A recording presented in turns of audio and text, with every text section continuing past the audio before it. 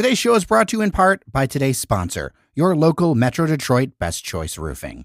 You know, in my mind, there's one choice for roofing around here, and I'd go with your best choice. Whether it's time to replace your roof or repair it, Best Choice Roofing provides top-notch roofing services tailored to meet the unique needs of Detroit homes and businesses. They serve the region and inside the city of Detroit, too. Find out more at bestchoiceroofing.com/Detroit. That's bestchoiceroofing.com/Detroit. Or call 313-474-7031. That's 313-474-7031. And be sure to support those who support us. Hello, everyone, and welcome to your Daily Detroit, sharing what to know and where to go in Southeast Michigan. It is Friday, September 20th, 2024. I am Jairus Days, coming to you from the beautiful confines of Corktown in Detroit, Michigan, the Paris of the Midwest. To my right is none other than Mr. Friday on a Friday, Devon O'Reilly. How are you, sir? I'm doing fantastic, Jer. Paris of the Midwest, Paris of the West, really, right? I mean, what's our competition? In my mind, none. Right? Did you see that the Detroit Riverfront Conservancy is not going to be entering the USA Today Best Riverfronts because they want to let someone else win? Well, that's what they said in the very press. magnanimous of them, and it's nice, but also like it's almost like we're keeping one in our pocket because, man, the West Riverfront, we're not even considering that yet. You know what I mean?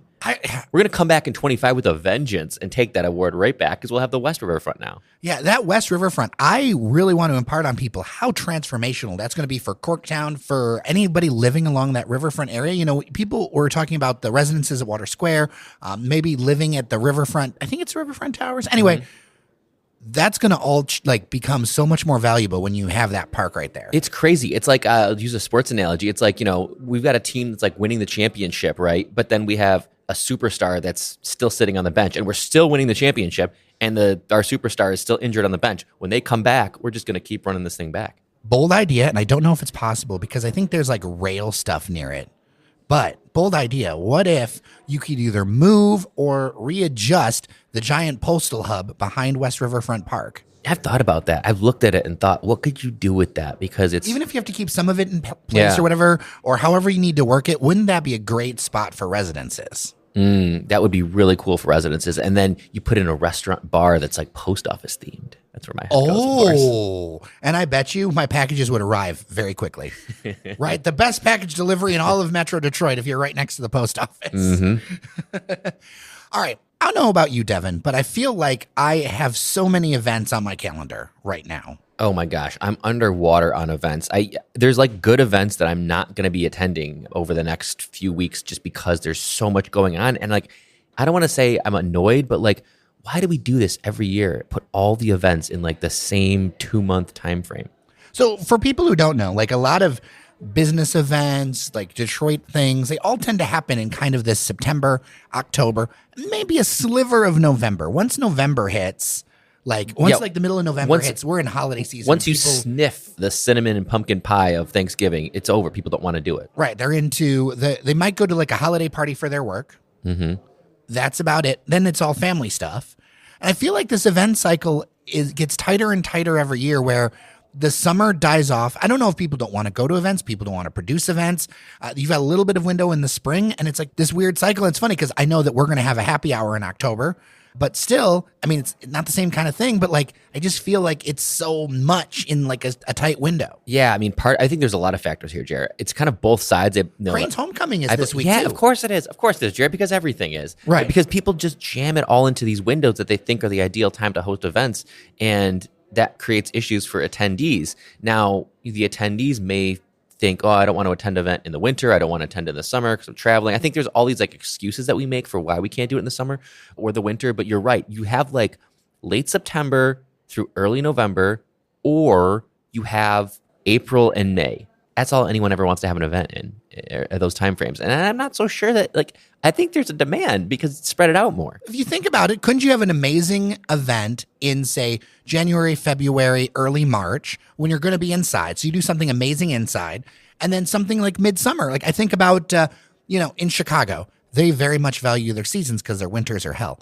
And lots of things happen in the summer in Chicago. I feel like there's so much summer stuff we could do here in Detroit if we were like, hey, we're actually going to do it. But so many of the people that are like decision makers, like adios. in the summertime. And I think like Detroit's beautiful in the summertime. Yeah, I mean, and to be fair, there's festivals, there's music festivals, things like that take place in the summer. So we're not saying that there's nothing happening, but I think what you and I are talking about are like structured like events, whether you want to call them fundraisers or networking opportunities or stuff like that. That seems to all get kind of bunched up in the same time frame. Yeah, because I would love to do a couple events a year for Daily Detroit. You know what I mean? Like a live podcasting half day or something. This is the kind of stuff I want to get into. So email me, dailydetroit@gmail.com. Either you, Norris, myself will get back to you. What do you think about that kind of thing? Because I think we need to, you know what? I saw a sign that life requires interaction. There's a car wash near my house. It always has a good word on it. And life requires interaction. Life requires interaction. And, I hear it said, and I believe it, your network is your net worth in many cases. Ooh. But, you could put it in the business frame or you could also put it in the family frame, right? Spending time with the people you like is important too. Multiple angles for this. But all that to say, Jared, there is no shortage of opportunities to get out and around the city and in the area coming up in the next month or so. One place you got out and around is a place that I see when I drive by it, but I never go because I am no good at hitting a little white ball around a lawn. Yeah, this is one of those, just a little tad exploration during my business endeavors here. I was going to a meeting at the Detroit Yacht Club, which is a beautiful building in its own right. Mm-hmm. And I had heard someone say that there used to be an actual golf course on Belle Isle. I believe at one point there was a full golf course. Yes. I think it was a 9-hole. I don't think it was an 18. It was a 9. And those are expensive to maintain. So what I had heard is that they had changed it and got some money during some of the renovations that happened on Belle Isle. That became like a driving range and like a chipping and putting course. And so I was intrigued by that idea. So I looked it up. It was really easy to find. They have like their own website if you look up Belle Isle Golf Course. So I was able to find that it was open because, Jerry, that's important to us. Will a place say that they're open? And they were. So I popped in and it was really cool. It was really fun. The driving range there were people there. There was probably a dozen people there, which is not bad for the middle of a day during the week. It definitely looks like it was updated recently. They've got like the technology. You can download an app to like see how you hit your ball. I didn't do all that. Yeah, just hit a few balls and they have like a little chipping, putting. You can practice your chipping and putting and delightful day for it as we've had really good weather, but I don't think people know it exists. So I wanted to kind of throw that out there and say like, hey, Belle Isle, good on you. You've got all sorts of cool stuff going on, including for those who enjoy golfing. They'll rent you clubs too. So you don't have anything on you. You can still go. Yeah. Belle Isle is making so many amazing incremental improvements. It's been so much in the last few years. I really love to see it. Yeah, it's really awesome. They do a great job in it. I was surprised, again, it was the middle of the week and there were people at the beach. There were people on the playground areas. There were people doing kayaking. It was really cool and kind of alive for just the middle of the day. That was really cool to see. And then the golfing is open every day until dusk, 9 a.m. until dusk every day. Good to know. Random family fact, my grandmother always wanted me to get married at the Detroit Yacht Club. It is beautiful, Jared. I'm not a member. I don't know how many. I think I know a couple of members. I know it's got to be expensive, but that's something my grandmother always wanted. But I don't know if my grandmother will get what she wants. Yeah, you don't have to have a boat. I found that out. Really? You don't have to have a boat. You just you pay your dues. It's a beautiful space, multiple event space. They could do like 1,000-person event there. How big it is? Really cool, really old, historical, and they've got a really nice pool too. I have been to their pool. Oh, Devon's notes of the best of Detroit. I'll write a book one day, Jared. But for now, I got this podcast. Right. I stopped by something I wanted to mention, mostly because it's over on the east side, and I love the east side. I'd mentioned it before a few months ago, but I stopped back through bird trivia for the Detroit Bird Alliance. Oh, that sounds interesting. I don't think I would get a question right in this type of trivia. Now I'm just trolling you because I know that you don't know much about birds. So now I just save something every few weeks and just be like, let's throw something else that Devon doesn't know. Yeah. I mean, you got your robins, you got your blue jays, crow, and I'm starting to lose track. I learned that a robin is a thrush. A thrush with what? That's a type of bird. Oh. Like it's a family of birds. Just like crows are corvids, ravens are corvids. I love that a flock of crows is called a murder. I know that, and that is freaking awesome. And you know what? It is appropriate for them. There are some crows in my neighborhood. A murder of crows. There are some crows in my neighborhood that tear stuff up. No. Without a doubt. There's a murder. Yeah, and you can just be like, yeah, there's a murder over there. Well, you shouldn't yell that out. No. But in your mind, yes. It's a murder of crows. Laugh to yourself. One place I saw some progress, Cargo Coffee. at Mac and Woodward. Yeah. It's a place I would like to go. We should talk a little bit about places we like to go because since the Starbucks left, we first reported that on Daily Detroit. People have wondered, okay, is another spot going to go in? It was always busy. Yeah. There is a demand over there. And so it's going to be interesting to see with this new spot how they handle everything. I took a couple pictures. I will put them up in the newsletter. Looks really nice, to be honest with you. Yeah, we talked about this before, so we should kind of go back to the why, I would say. And this is in my old stomping grounds. I lived a block away for a number of years. It's not about the demand because it's a busy corner, busy intersection. Some might say too busy. Oh, listen, they need to rework Mac and Woodward somehow because trying to turn, trying to bike at anything, it's like an intersection you should try to avoid if you can, just because it's so overpacked. Very dangerous. Not very well designed. People turn without looking. It's rough. So yeah. It's a dangerous corner, and just mean from a traffic perspective, but also because of proximity to the hospital, bus stop, where it is. You've got new apartments going up there. You've got a new hotel going up. You got so much stuff positive, but then also some negative. It's a tough corner. That coffee shop was always, when it was a Starbucks, was always busy, but often sometimes to its detriment. You get a lot of people wandering in who didn't want to buy coffee. You get people kind of like sleep. I saw this because I was there enough. People would go to sleep there. You had a lot of times people were getting this isn't secondhand information. You saw it with your own eyes. I experienced this. Almost every time I was there, someone was kind of getting either told to leave or kind of thrown out. So it's going to be a tough corner. I've had former employees tell me that there's some issues. So it's going to be a tough corner to navigate. But if there's something there, I think it will be very successful if they can kind of just figure out that little tweak of security element, I guess you could say. Yeah, and there's always a balance you have to strike. Yeah. It's difficult, but it's something that you have to wrestle with in Detroit. And if they can figure out a way to do it, maybe it's something that can help other places, right? Hopefully they can figure out something to do it because we want commerce and you want to be welcoming. That's what a coffee shop is. It's the classic third place. Speaking of places we want to go, this place is open, and I'm just going to give them a shout out because I follow them on social media, and I just salivate with wanting to go there. But alas, I am a West Sider, and this place is on the East Side, so the journey will be great. Collect. Okay. I think a lot of our listeners might know Collect. They were located on Gratiot, next to like Antietam, just outside of Eastern Market.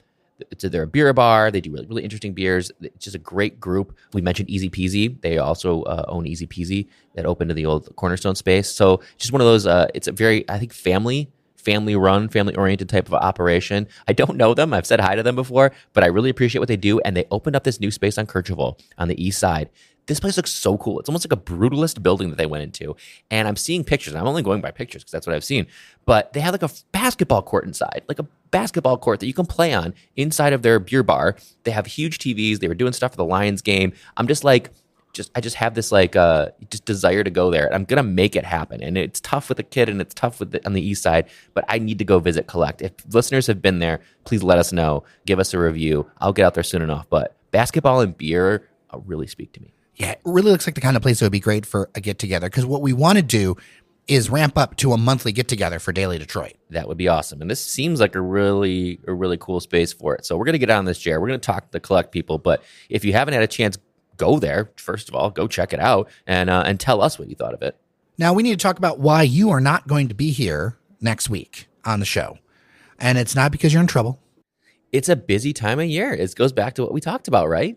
So a couple things are happening in my world. Leadership Detroit is kicking off next week. So new class 45. And for those who don't know, Leadership Detroit is the region's premier leadership development program. We're going to take about 75 folks from business, from nonprofit, from government, and take them through a program year of lessons in leadership, learning, topics ranging from health and wellness to small business and economic development. They're going to get it all. And I'm the head of that program. So if you're interested, I mean, we're always looking for new people to join the program, but we're going to kick off the 45th class coming up this next week with a fabulous orientation that will have us here at Tech Town for one of the days. It will also have us on Belle Isle. So it's going to be a lot of fun, but I am going to be indisposed for the remainder of next week. Now it's kind of in the name, Leadership Detroit, and you mentioned there's some fun stuff, but when you join Leadership Detroit, and I have so many friends who have been part of classes of it over the years, in your mind, why do you do Leadership Detroit? Why would you join and get either yourself or your employer to pick that up for you? Two things. One is you get a perspective on the region that you could not get otherwise. It's almost like a master class in learning about the region because we hit everything. We have 9 sessions. As I mentioned, we had everything: arts and culture, safety, education. Like, you just learn about all of that from a regional perspective, and we bring in the leaders, the thought leaders, to talk to you about that. So you're hearing about what's going on from the people who are doing it. So it's almost kind of like a masterclass in what the heck is going on in our region and how are we shaping it. You hear from those people, and you can kind of figure out where you can be part of it. The second is what we talked about, again, back at the beginning, the network. I talk to people from like class 15 who still talk to their classmates. The network of people, the friends you'll make, like that carries with you. And then that becomes hugely valuable as you go on in your personal life, but also your professional career. And this is not a new thing. No, 1979, I think, was the first class. So this isn't one of those like influencer. No, God, no. And I don't mean to knock all that, because some of them can be good, but like this is something that is a part of the culture and part of, if you want to do things in the region and you have some access to resources, or a boss with some access to resources, and you're like, hey, I want to learn how to connect into all of this stuff. As part of the reason why you know so much that you bring to this podcast, because people will ask me, how does Devon know like everything? I just keep learning. That's the thing, right? I mean, I keep myself up to date. If I just had all my knowledge and I just left it there, that would be one thing. But actually being able to do this program every year now, I've only been doing it for 3 years, but being able to do this and kind of lead the leaders, so to speak, has been tremendously valuable just from my own knowledge about what's going on. That's really, really cool. And it's intense. It's full day sessions, and there are laughs, there are tears, there is all sorts of fun and not so fun stuff, but it's all part of the program. I have a fundraiser to tell people about that. Actually, if you enter it, I believe this studio is going to be the like red carpet area or like welcome area when you come to Toasts of the Town, which is the big fundraiser for Techtown, where we are. People don't realize Techtown Detroit is a nonprofit innovation hub. It is connected to Wayne State University. It has played an important role in celebrating its 20th year of being here. And it's one of the reasons why we're here, is that we want to be able to lend our voice to support all these great things, whether they are for-profit, nonprofit, whatever, happening in the city of Detroit. And this space has been so crucial to it over the last 2 decades. So their big event is called Toast of the Town. It is on Wednesday, September 25th. Their Salute Awards, their doors open at 4:30. The party part starts at 6, Toast of the Town, right here over on Burrow Street by Cass. Like, we're right in the heart of Midtown. It is a party. Big party. The team at Techtown does an amazing job of throwing just a fantastic party with all sorts of different, I mean, anything from like ice cream, desserts, drinks, like anything and everything. And you've been multiple years, although I don't. I go every year. But to be clear, this year, unfortunately, you won't make it. But I don't think you'll see me this year. I believe we'll have Engineer Randy. I believe we'll have Norris. I believe for the first shift we'll have Fletcher. Yeah, this is one of those appointment attending every year. I go to Toast of the Town this year for there's only one thing that would keep me from that, and that's my duties with Leadership Detroit. But it's a fantastic event. They do a wonderful job, and it's amazing. Techtown was really the first innovation hub in Detroit. It really was, if you think about it. Literally, I've seen articles mentioning like all the things that you see that are happening now. Is Techtown was first. Yeah, they were on top of this really, really early on, which is kind of cool. And then we're in, not to get too deep, we're in a historic building on Burroughs, and it was because the Burroughs, the company. Yeah, like, there's innovation, there's technology in the DNA of the building, so to speak. So that's really cool. Yeah, and there's connections to all that. So Burroughs, my old boss when I worked in the corporate world, actually worked at Burroughs before starting their staffing company, which has been around now for 30 years and has like 3,000 or 4,000 employees. Like, there's just so many things that, like, one thing begets another in Detroit, and people have to remember that all these things are tied together. And all of them are connected. Like, it's true when people say Detroit is the biggest small town you've ever met. Yep, all these things are connected, and that's why Leadership Detroit can help make those connections for you. Yeah, and if you just want to get into this thing, tickets are $25, which is really affordable. If you do the $50 plan, it is admission plus 10 food and drink tickets. Their most expensive for individuals is $125. So when you think about fundraisers, that's so reasonable. You're going to get your belly full. You're going to get your drinks, whatever alcoholic, non-alcoholic. You'll get plenty to eat, plenty to drink. They put on a great party. I would stress to people, theme of the show, kind of, the networking, the getting out there. This is one of those events you really should do if you want to kind of meet really interesting people, kind of expand your network, expand your horizons, and meet some really, really cool, whether they be entrepreneurs, business people, nonprofit people. They're all here at Techtown, and they're going to be at this event. So I would highly recommend people check it out. Yeah, and support a nonprofit while you're at it.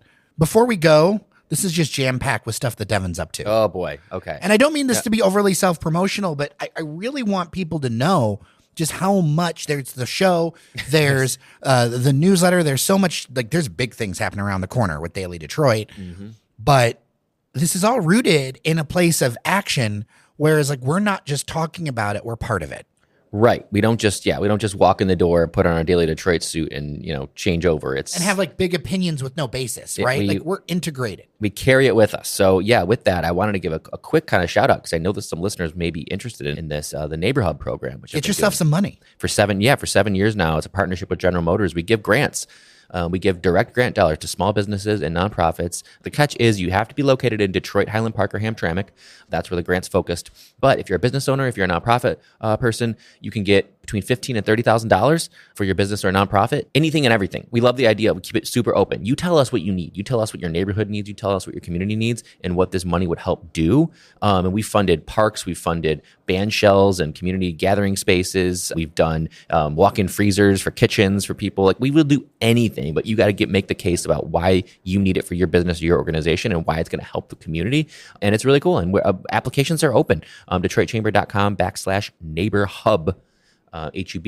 And it's not the craziest of applications either. Oh, it's really simple. We try and alleviate the red tape, the messiness of doing some of these grant applications. I don't want people to waste their time, but definitely check it out, apply. You can send a little question through the portal and myself or one of the staff will answer it for you if you have any questions. That's excellent. One of the things that I remember from Mackinac last year, and I only remember for two reasons. One, there was a great video for it. Two, the owner of this ice cream and booze shop, Ice Cream Detroit, yeah. Ice Cream Detroit on 2nd Avenue was there and was so ecstatic about getting this money. Yeah, there's some cool videos. I will say there's some cool videos on the website. We do have like past winners and what they've done, so you can kind of see the transformations of I believe projects. That's Robin Schwartz, right? Yep, Who does that. She used to be at Fox 2, now does Robin Schwartz PR. Yeah, does a great job with our videos. You can see some of the videos of that. But yeah, Ice Cream Detroit, boozy ice cream. They do events right now. They're still working on their brick and mortar, but they should be open pretty soon over on 2nd Avenue there. So look for that. Yeah, it's a wide variety of things. What is my point? Yeah. Is we have, so yeah, the grant helped to get them windows, to help the build out, to kind of put the finishing touches on their brick and mortar space. And so they were a grantee this past year.